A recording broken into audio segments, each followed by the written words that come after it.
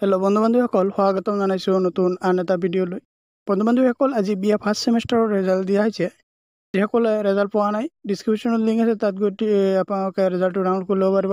মানে PDF download কৰি ল'ব লাগিব আৰু PDFটোত আপোনালোকে ৰেজাল্ট চাব লাগিব। ৰেজাল্টটো চাওঁতে আপোনালোকে কি কৰিব লাগিব, আপোনাৰ ইনৰলমেণ্ট নম্বৰ যিটো আছে সেই নম্বৰটো আপোনালোকৰ যিটো ইনৰলমেণ্ট নম্বৰ আছে নম্বৰটো আপোনালোকে বাছনি কৰিব লাগিব।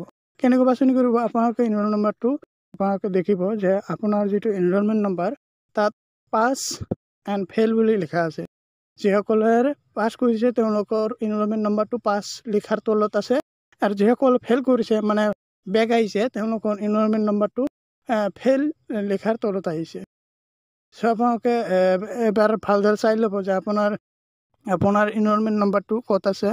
যদি আপোনালোকে পাছ কৰিছে তেনেহ'লে পাছৰ তলত থাকিব, আৰু যদি আপোনালোকৰ বেক আহিছে মানে ফেইল কৰিছে তেনেহ'লে আপোনালোকৰ ফেইলৰ তলত আপোনালোকৰ এনৰলমেণ্ট নম্বৰটো পাব।